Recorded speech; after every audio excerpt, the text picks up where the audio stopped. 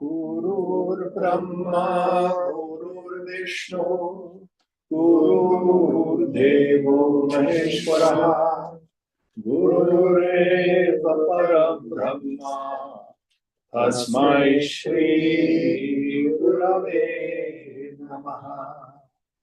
Chinmayam Vyapyat Sarvam Trailokyam Sacharacharam Tatpadam Darshitam Yena Tasmai Shri Gurave Namaha.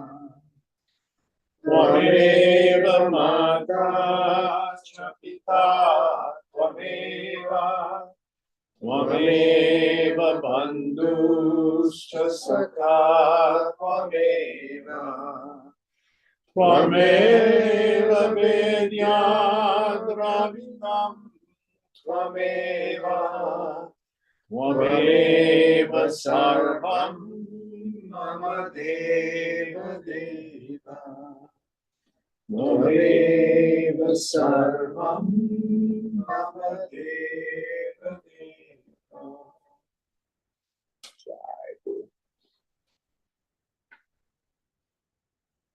Om Bhadram Karne Vishnuya Devaha Bhadram Pashe Makshabhirya Jatraha Sthiraya Rangai Stushtuvagun Sastanubihi Yashema Devahitam Yadayuhu Swasti Na Indro Vridhashvavaha Swasti na Purusha Vishwavedaha Swasti nastarsho Arishtanemihi Swasti no Brahaspatir Dadhatu. Om Shanti Shanti Shanti. So, continuing with this second kanda. By the way, does everybody know everybody? Yes, no? Let's go around and do names very quickly. Start here. I Puneet. Arumal. Vinayak. David. Cicely. Santosh. Kristen. Arjun. Soundarya. Jim. Okay. So what we covered last week is this very interesting section where the Rishi says we have Aparavidya, lower knowledge, and we have Paravidya, Paramavidya, supreme knowledge. And first he's going to go through the lower knowledge. He says in the Vedas, we have all the various rituals for acquiring artha, wealth. That's all the goodies of life, cash and prizes. He'll say cows, sons, stuff like that. We have our modern day version of it. And this is done through ritual.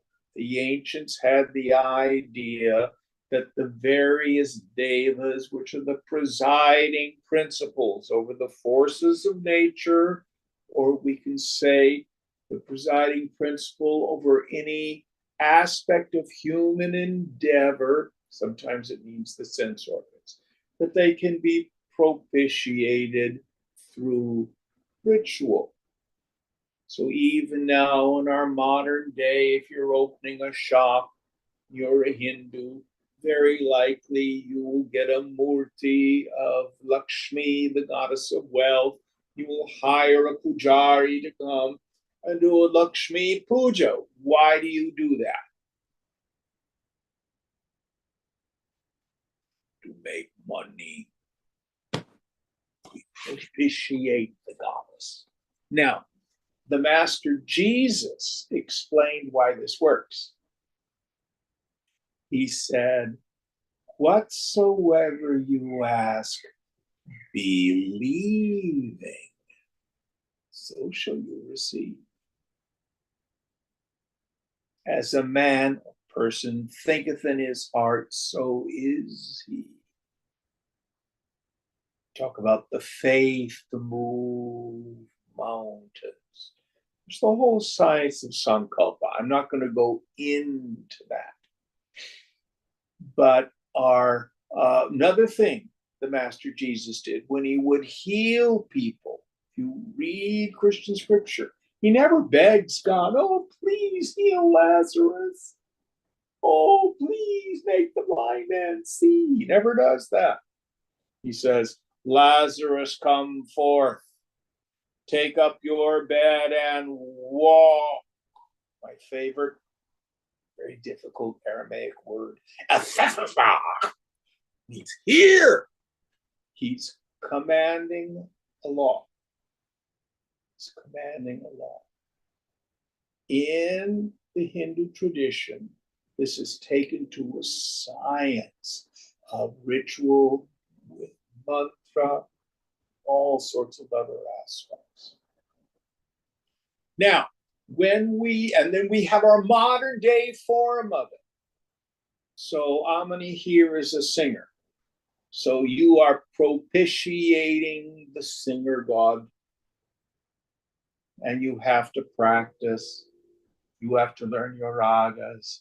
You have to do all those various things, which are the rituals that you do to propitiate the singer god. Now, what happens if you don't practice? You're not as good. Say again. You're not as good. And if you quit singing altogether and then 5 years later decide you want to sing? You forget. So this is the problem that our Rishi says with ritual. The benefits are always temporary. Only continue to be maintained with continued effort. And in the end, gone. So what our Rishi has been saying, to review last week, everything you put your heart and soul into in this world, no matter how much you want it and how hard you work, it's not always assured that you're going to get what you want. And then when you get it, it's temporary. So it's always laced with loss, with grief. Rishi's implying, why bother to put your heart into something that's so ephemeral? Now, what I do want to talk about is the 3 levels of prayer, the 3 levels of worship that we can do. Mind you, Rishi is not saying give up doing ritual, give up doing prayer, give up doing religious practices. He's not saying that. He's just saying don't expect something they can't give. Did that make sense? So, for example, Amini's here, not saying quit singing. Yeah. I was looking at a YouTube video in the mid-'80s. I had the great privilege of studying with the great Heldon tenor Jess Thomas, who lived in Tiburon. Mm-hmm. Fantastic, world-class singer, sang it by Roy, the Metropolitan, stuff like that.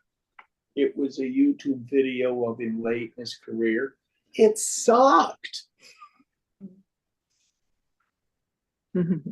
Poor guy, you know, he wore the damn voice out singing Wagner. Nothing lasts. Nothing lasts. Let's look at these 3 levels of worship, or the propitiation of various devas. This, by the way, comes straight from Narada Bhakti Sutra. I'm not making it up. The first is the lowest form, where we see the deva as errand boy and Santa Claus. what I pray for, what I do yajna, puja for, ritual, is to get what I want. That's selfish. It's rooted in greed and kama. It's the lowest form, the more adolescent form. Better you should turn to the Lord to get what you want than lie, cheat, and steal, manipulate other people.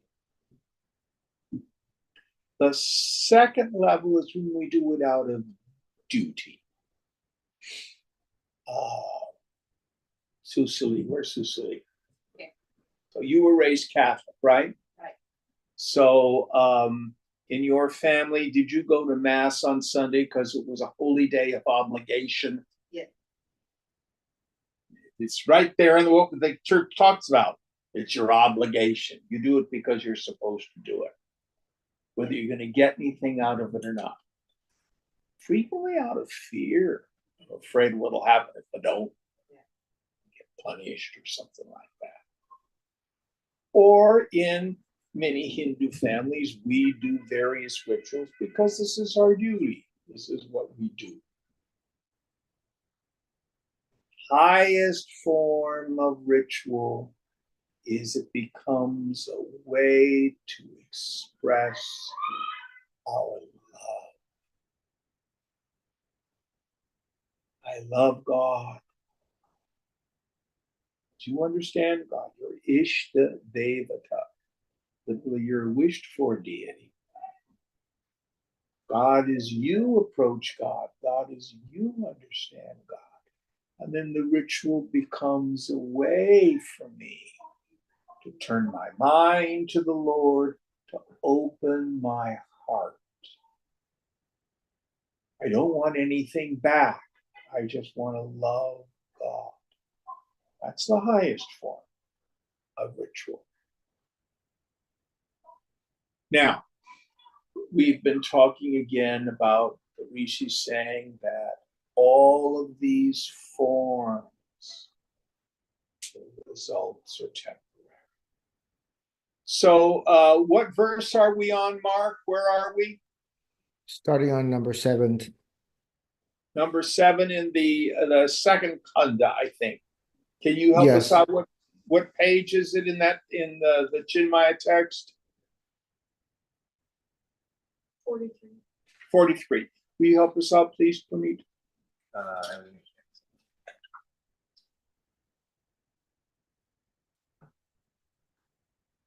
Klava Kete Adridha Yagna Rupa Ashta Shoktam Avaram Yeshu Karma Etachreyo Ye Bhinnandati Mudha Jara Mrityum Te Punarevapi Yanti.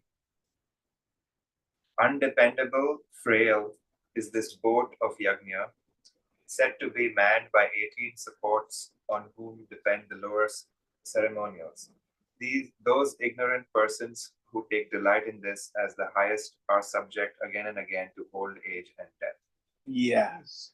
So what he's saying is the belief that ritual is the highest form of the practice of Hinduism. What the Upanishad is saying, it's not wrong. It's just undependable. So let's talk a bit about why it's undependable. So we talked a little bit last week about this word sankalpa. Sankalpa is an almost untranslatable word into English. Wish, will, thought, desire, intention. Who can come up with some other synonyms or definitions of sankalpa? Imagination. Imagination, that's a good one. Any others? Sankalpa is the process, first, by which the infinite manifests the whole universe. Vedanta says the universe is not created the way a potter creates a pot. It comes into being by means of intention, imagination, by means of the Maya Shakti of the infinite. And we, as human beings, to a limited degree, reenact the same process. So before class this morning, Punit and Sound were talking about a dream they have of, what was it, a coffee house? Yeah, coffee shop. So what was it going to do? Maybe a coffee shop by day and a community space by night. Yeah, sound wonderful. So this is, first of all, your idea. And then what has to happen next? I have to work on it. Single pointed intention. Sankalpa. That's how it comes about.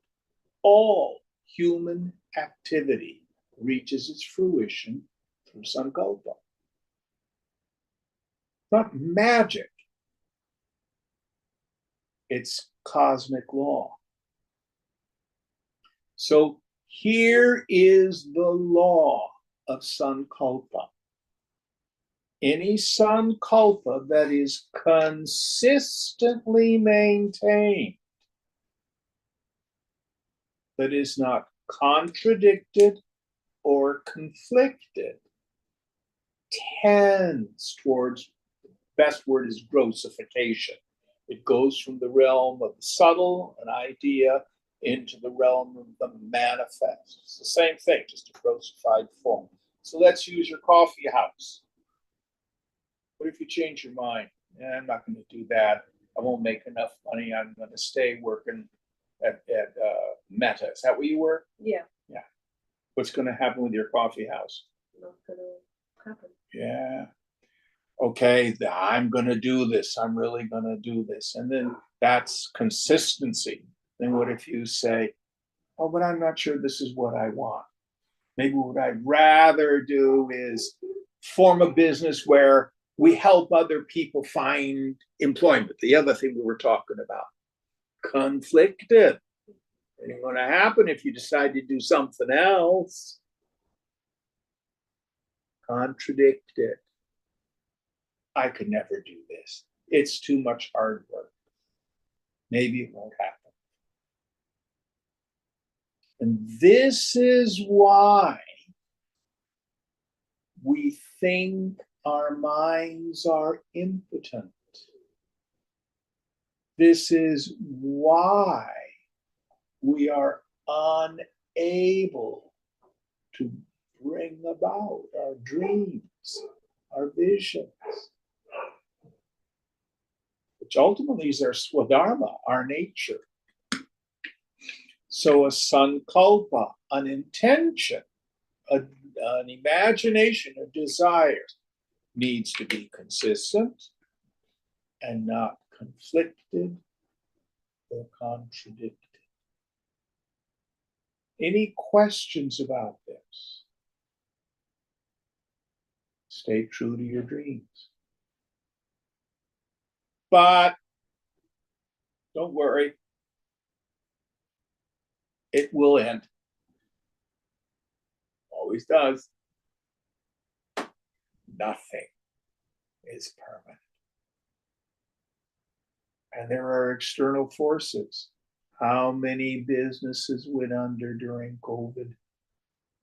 It's the Lord's sankalpa.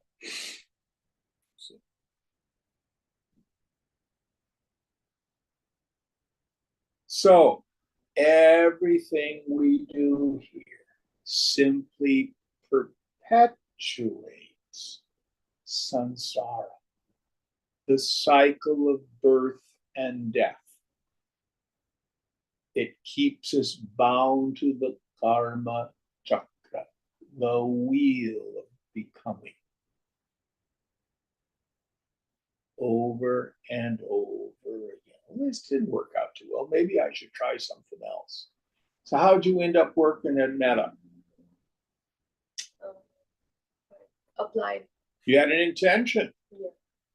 And now all of a sudden, are you thinking, oh, God, it's too much hard work. I'm not really getting what I want. Ideas like that? Yes. Yeah? Oops. I have news for you. It isn't going to get any better with any other job.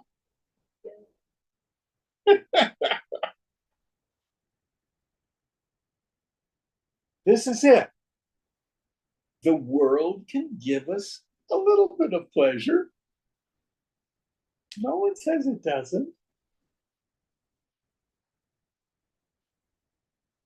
But we want to be woke in the spiritual sense.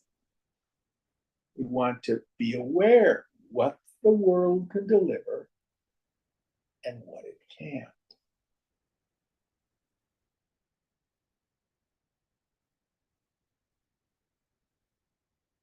That's all. Don't have unrealistic expectations.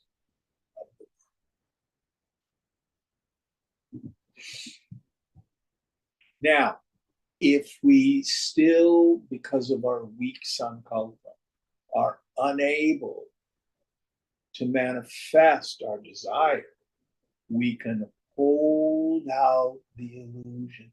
Oh, if only I were married, it would be so much better. Does that solve everybody's problems? We've got lots of married people here this morning.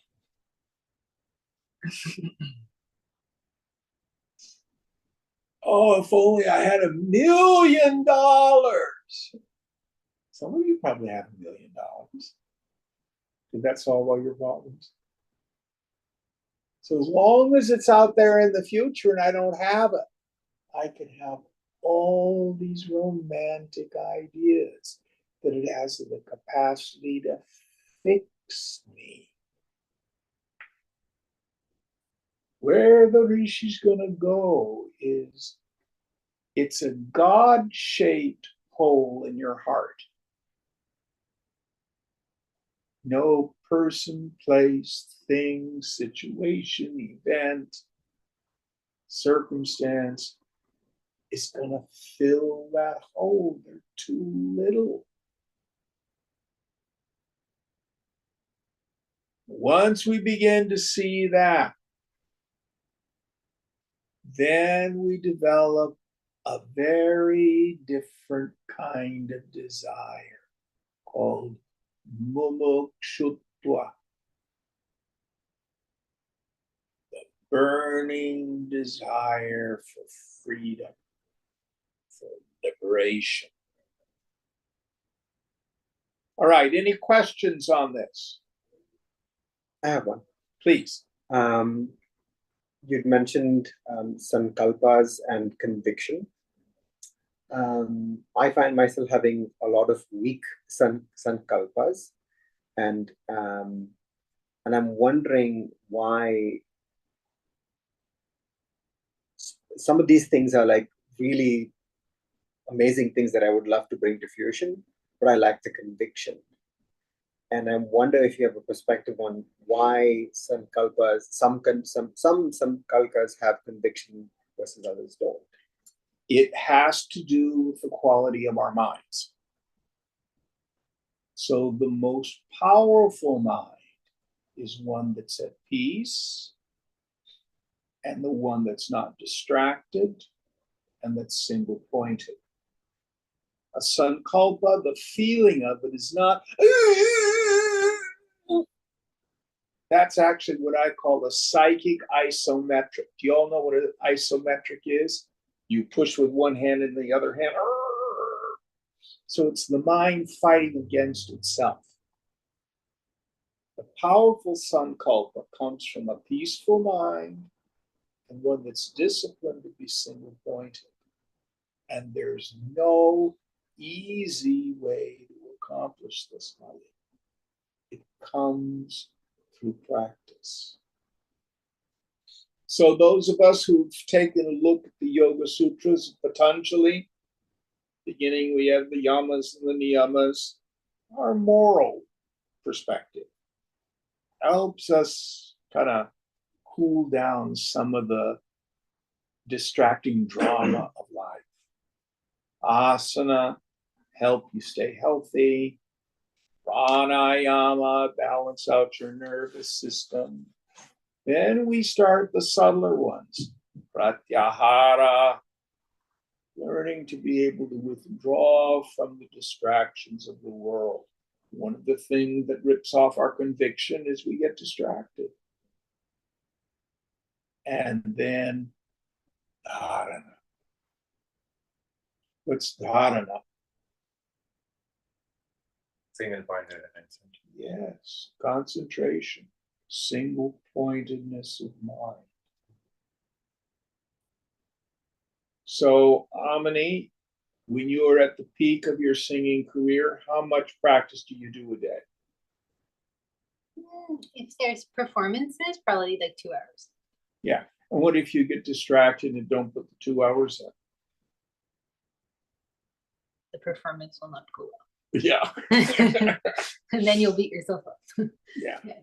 How do you know that? because I've done it. Oh! So part of being a professional singer is the discipline of being able to practice every day. Discipline comes from the same root word as disciple and scissor. So it's the capacity to set aside lesser things, subsidiary things, and stay focused on what your intention is. No magic bullet. There's no magic bullet.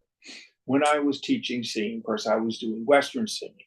I'd get youngsters say, Jim, how do you sing high notes? How do you sing high notes? There's no secret. You just do vocalises, scales, and extend your range on both ends a little bit, a half step every day if you can. It might take weeks before you add another half step. But if you keep adding, it might take you years. It takes about 12 years, 7 to 12 years to become a finished Western operatic singer. It's a long time. I don't know if this is useful. Yes. Most of us are looking for a magic bullet. Can I take a pill that's going to help me? I have ADHD. Maybe I'll take Ritalin and that'll fix it.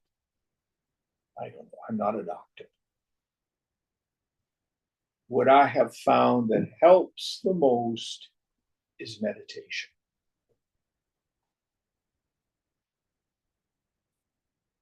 All right, next mantra.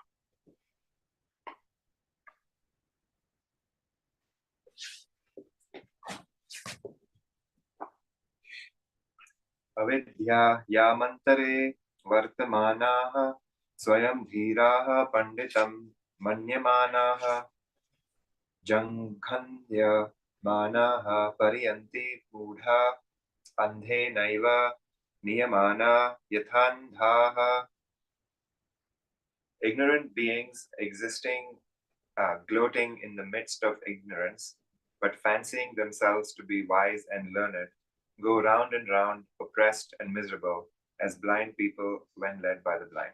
So we have in almost every culture this metaphor of the blind leading the blind, and they both fall into the ditch. But especially here in the United States, now in many other Western cultures,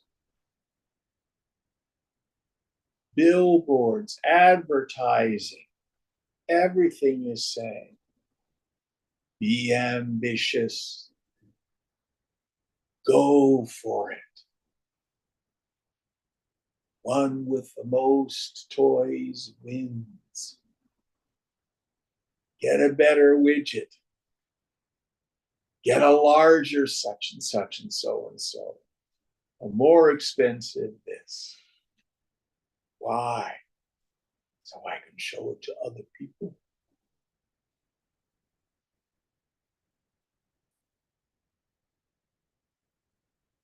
And there's a story in European culture called the story of the emperor, the king's new clothes. Do you all know that story? Let me refresh you with it because it's so important. So there's these two charlatans, they're rascals, and they come up with the idea that they will tell people that they have found this magic cloth that only wise people can see. Of course, there's nothing there. So they go to the village and they talk about this magic cloth. They make all these gestures. And nobody wants to admit they can't see it. Oh, beautiful cloth. Look how it shimmers. Oh, it's so gorgeous. And the king finds out about this. Calls the two fellows to come. Make me a suit of clothes out of this. Okay. Pretend to be tailors and cut and sew and stuff like that. And then the day comes that the king is going to go in procession down the main street of the capital.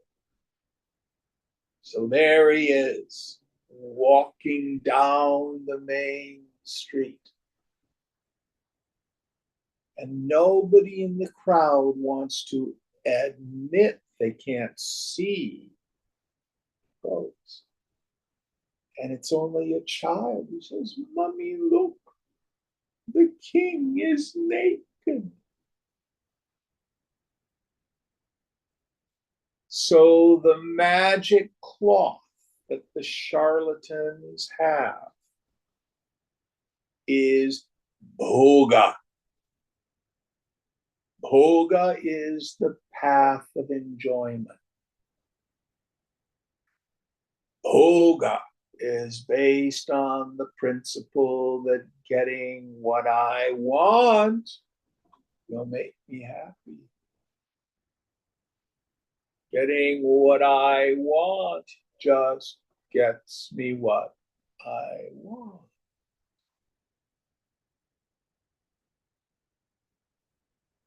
There may be momentary, temporary happiness, but nobody wants to admit I still feel incomplete. I'm still dissatisfied. I'm still restless.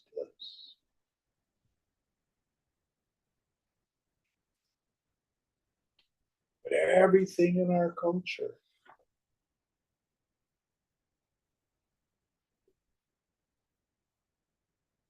makes us think and believe that's true. Swamiji used to talk about America may have a higher standard of living, but it does not have a higher standard of life. So, Puneet, you just went to, was it Amsterdam? Yeah. Yeah. What's the work week in Amsterdam? 30 hours, 30? I think 35 to 40. Yeah. How many weeks of vacation do they get every year? I believe 6 weeks. 6 weeks paid vacation. Don't they have socialized medicine? Yeah. Yeah. Go to the doctor when you're sick. You never have to worry about bankruptcy because of medical costs. I keep picking on you this morning. I'm sorry.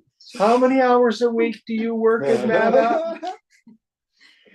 50 hours, 50, 55. On a good week.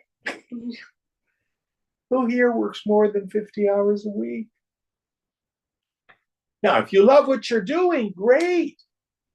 But if this is what's expected of us, if you want to be, advance in the corporate world, this is how you get ahead. It's crazy. It's just crazy. And the Upanishad here is saying these poor souls are caught up in the rat race of Boga. Boga is the philosophy that getting what I want will make me happy. And if you pay attention to your mind, getting what you want only increases your desires. You're not content with a Mr. Coffee. You've got to get a fancy espresso machine. And then if you get the fancy espresso machine, guess what you got to do? Pay for it.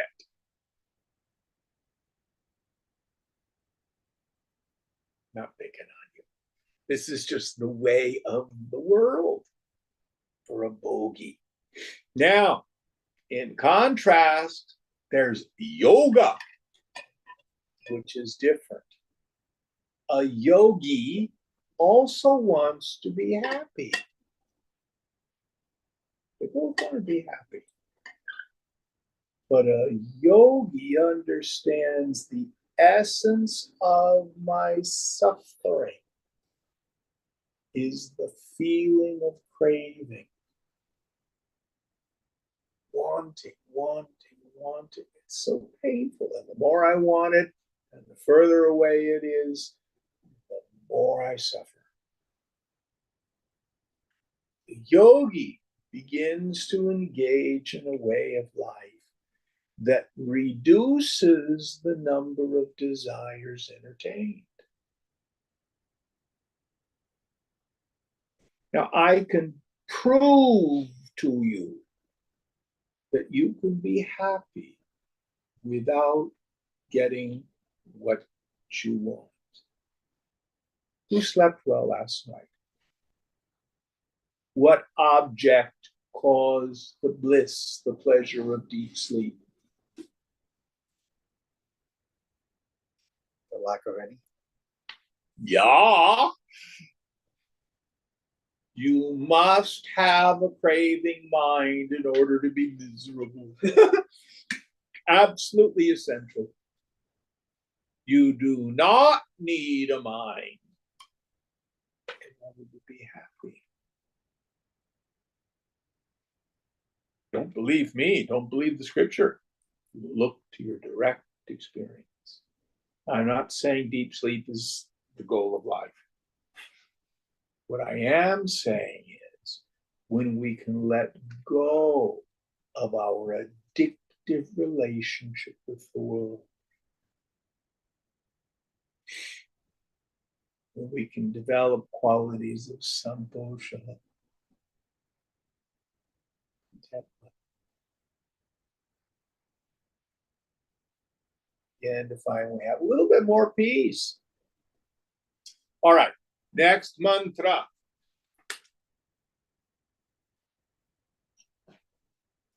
Avidyayam bahuda vartamana vayam kritartha itya bhimayanti balaha yat karmano na pravedayanti ragat tena turaha shina lokascha vante. Engrossed in the many ways of the ignorant, these people childishly think that they have gained the end's goal of life. But being subject to passions and attachment, they never attain knowledge, and therefore they fall down wretched when the fruits of their good deeds are exhausted. Yes. So again, as we've been saying all along, Yes, you can get what you want in this world. It's possible. It's possible. There's a science of it.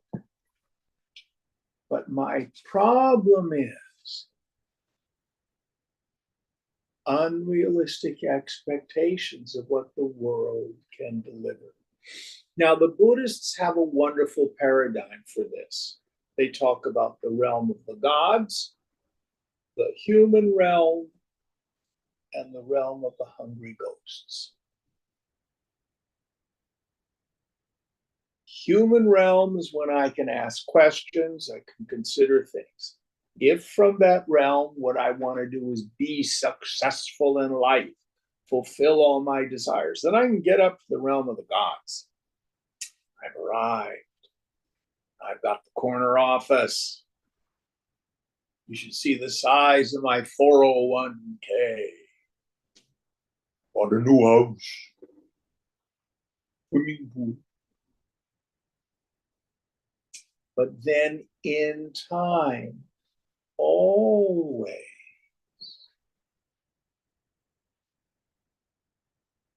our sankalpa weakens, the conviction weakens, we get distracted, crises arise, and fundamental dissatisfaction happens.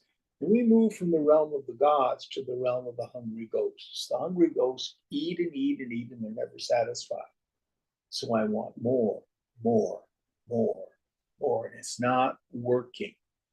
Do any of you have either yourself or have friends or family who've been caught in the cycle of addiction? Drugs, alcohol, gambling, food, anything like that? Who knows people like this? One is too many and 1,000 is not enough. This is the realm of the hungry ghosts. Now, if we can see the terrible destruction of it, then we get back to Manushaloka, the human realm, where we can begin to ask questions. What's the meaning of life? Where is true happiness?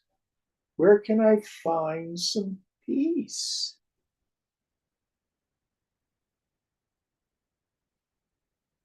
So we can be deluded if we spend some time in the realm of the gods.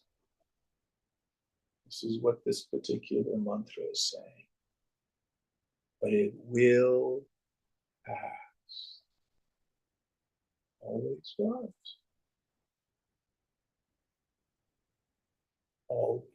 Don't believe me. Just look to your direct experience. Doesn't mean we don't work at our heart's desires. Doesn't mean we don't try to make a contribution, serve the society. But that's not the fundamental goal of the human life. Next mantra.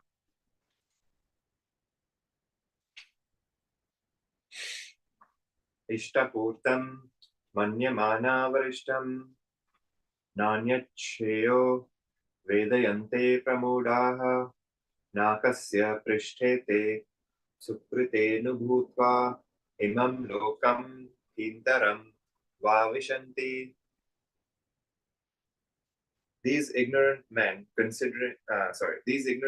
regarding sacrificial and charitable acts as most important do not know any other way of bliss. Having enjoyed in the heights of heaven the abode of pleasures due to their good deeds side, they again enter into this human life or even inferior animal worlds. So here he's saying, yes, you can get some temporary finite pleasure by being a good person in this world. If you're honest, if you work hard, if you follow your dreams, if we go back to Gita, when we talk about karma yoga, act, O Arjuna, according to your swadharma, in the yajna spirit, renouncing your attachment to the fruits of action and the sense of agency. That's a good place to start.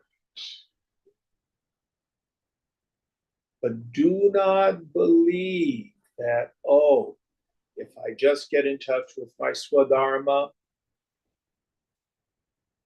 I commit myself to that, if I just find the right job, that's what's going to do it. You will get some satisfaction. And here also, the mantra is talking about what the great Tibetan Lama, Ch.1 Trungpa Rinpoche, called spiritual materialism, where I begin to own as a material possession the trappings of the spiritual life. It's not so much in the United States, but it's certainly true in other parts of the world.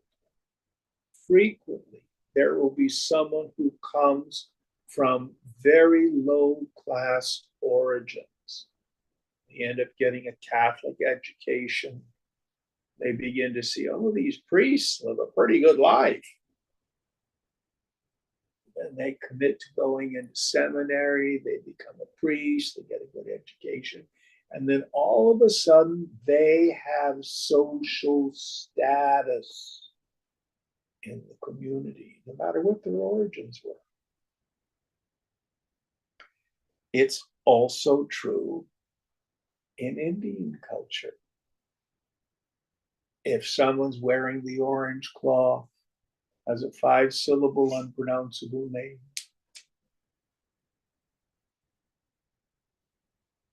if you're a good Hindu, you immediately look to this person. Oh, Swamiji. People feed on that kind of status. Or the pujari.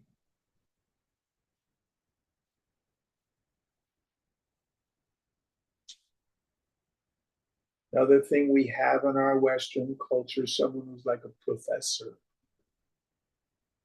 knows a lot. Or comes from a well-known family. You're a Kennedy. Here the mantra is saying, this is little pleasure, status. Will not ultimately satisfy the human heart. We can even take it into the realm of celebrity. I'm a celebrity, then I'll be failing. How many stories do we read about celebrities with all sorts of personal problems? They're rich and famous and miserable. It doesn't do it. Next mantra.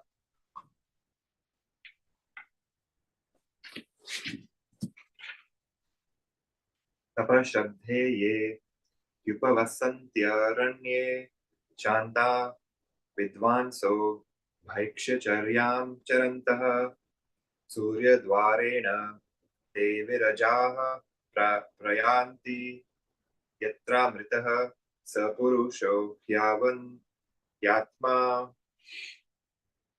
But they who perform penance, tapas, with faith, shraddha in the forest, solitude, having control over their senses, are learned and are living the life of a mendicant, go through the orb path of the sun, their good and bad deeds consumed, where that immortal and undecaying Purusha is. So here the Rishi is saying, here is an alternative to the life of a bogi, a ritualist, a person who acts in the world to propitiate the deva, the presiding principle over your human endeavor. So let's look at the symbolism of this alternative, the way of the yogi who seeks union. So the first idea, please, Puneet. They who perform penance with faith in the forest. Yes. So here, tapas is the word. Tapas is again a word very difficult to translate. It literally just means heat. It doesn't mean torturing the body or the mind. The idea is this: the human mind is ruled by the law of inertia. Who can tell me what the law of inertia is? Something that is stable wants to stay stable, and something that is in motion wants to stay in motion. Yes, in a vacuum. So if it's at movement or at rest, it stays that way unless energy is applied to change it. So if there's a meteor moving through space, it's just going to keep staying that way. But what happens if it gets close to a Jupiter or another planet? Ooh, its trajectory will change because of the force of gravity. Or if another body hits it, its course will change. So we have these grooves in the mind, sanskaras. Sometimes I think convolutions in the brain are our sanskaras. So the mind prefers the familiar. The problem is it will frequently prefer the familiar.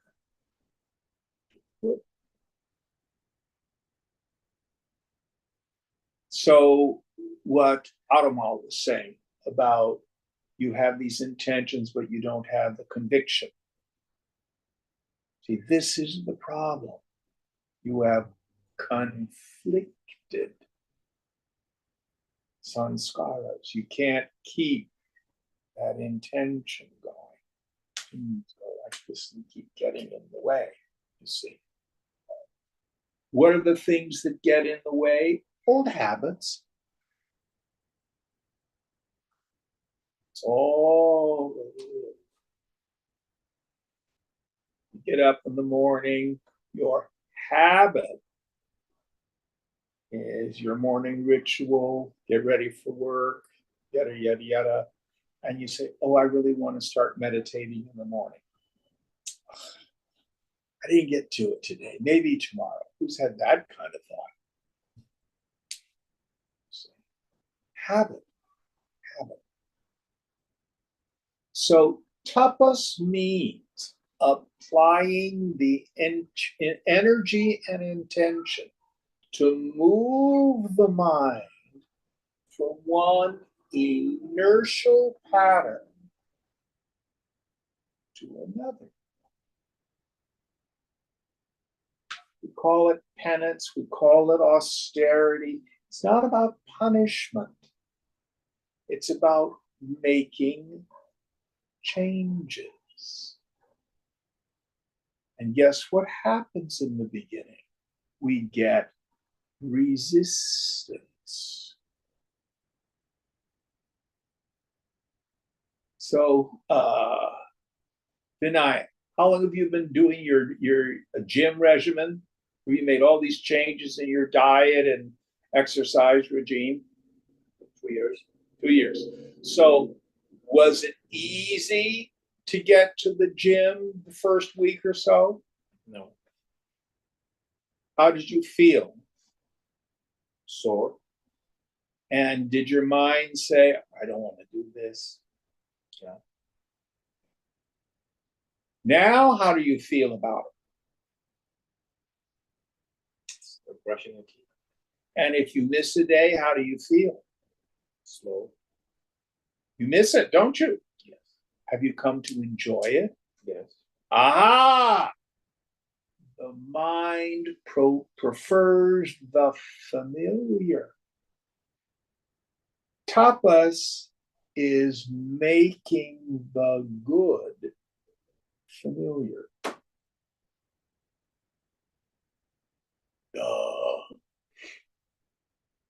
You mean it's really that simple? Yeah. Not only with our actions, but with our thought patterns. I was talking with another student who was saying, well, my anxiety is in the body. Someone was saying, well, all you have to do is just stop thinking anxious thoughts. No, it's in my body. I can feel it when my heart is pounding and stuff like that. So what I shared with him, there's a school of thought that says we act our way into right thinking. There are other schools of thought that we think our way into right action. Yoga says yes. Why? Because the mind and the body are not separate. They're just a subtle and gross form of the same thing. So tapas can be act contrary to past actions. And what's going to happen? Your mind is going to go, wah! But it also means when I have habituated negative thoughts, you don't have a whole lot of control over the first thought that arises. But you don't have to follow it down the rabbit hole. With intention, turn the mind to the infinite. Chant your mantra. Put your mind where your hands are working. All sorts of practices. Ultimately, the tapas that we do that's effective is to cultivate becoming adhikari, a fit student. Viveka, discrimination between the real and the unreal. Vairagya, a desire to give up attachment, identification. Shamadhi guna, qualities of shama, etc. Learning how to tune up the mind and be intensely introverted. Mumukshutva, developing this intense desire for freedom. Bhakti, cultivating devotion. This is tapas. So these are the kinds of austerities that we're invited to practice. And he said, tapas, and then in the forest, is that what it said? Yeah. This is a metaphor. This doesn't mean go off literally to a forest. The ancients did this. But it means that we must become familiar with and comfortable with our own aloneness. There's a difference between being lonely and being alone. Many of us are terrified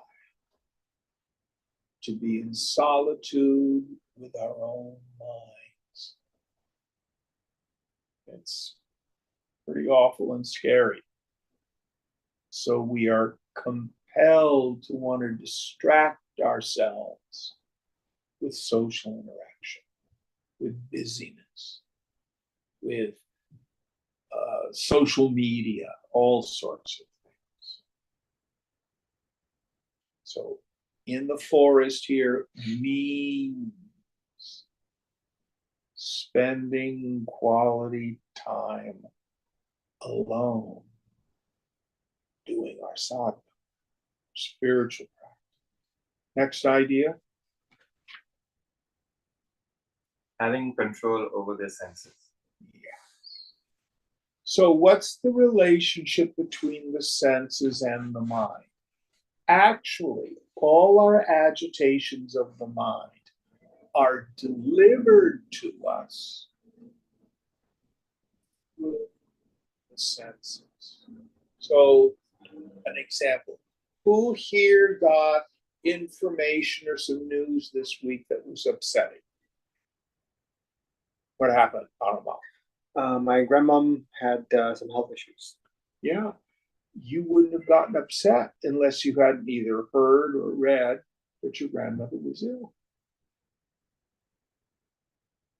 So you see, it's the sensory data that will ultimately cause the various reactions of the mind. Cannot avoid the world. That's not freedom. What we can do is work on what the scriptures call sama drishta, this equality of vision. As information comes to us, both positive and negative, endeavoring to just let it pass through, endeavoring to keep the mind calm, peaceful. One of the qualifications of a fit student that Shankara talks about is uparati. Uparati is the same as dharana, sense withdrawal. One meaning is, of course, when you're in meditation, you can tune out the externals. Shankara says the best uparati, when you're moving in the world and the awareness of the sense objects doesn't create vrittis in the mind. You can just let it be.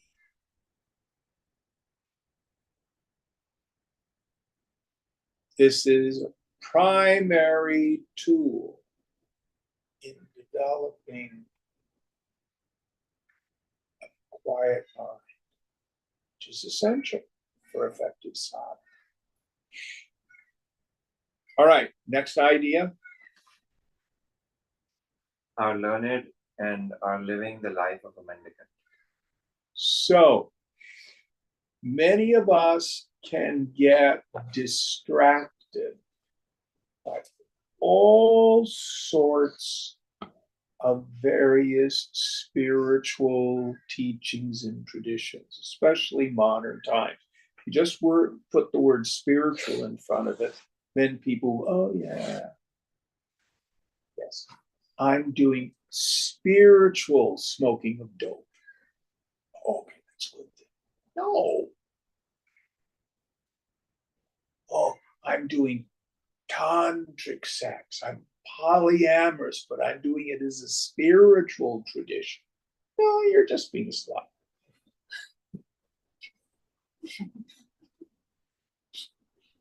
Adding the word spiritual in front doesn't change what it is. But there is a specific way, if you are a good Hindu, that we approach it. In the Upanishads, we have the primary source authority for the spiritual life. We call this Shruti, what's heard. Then we have Smriti, which literally means what's remembered. recorded evidence of the great Mahatmas, avatars, saints, and sages who thunder, it's true. And this is how we got there. So we are invited to do an informed study of Scripture. Ideally with a guru, or at least a good commentary. From Shrotriya, well versed in the means of knowledge. India's great cultural contribution to the world is the systematization of the technology of mystical experience. All cultures have mystical experience, but in most of them, it's done by inspiration, by grace. In India, this is a pramana, a valid means of knowledge. Idiot in, jnani out. But just like if you're doing, what is it they say for computer people, garbage in, garbage out? Is that right? Yes? So if you have an invalid means of knowledge, you won't get the results. So after learned, what's the next one? Living the life of a mendicant. Yes. So we take on yoga as a way of life. It becomes our new identity. We can say a jinyasu, seeker after knowledge. We can say a mumukshu, seeker after liberation. This is what's called being a yogi. My goal is union. That's what yoga means. So here, in contrast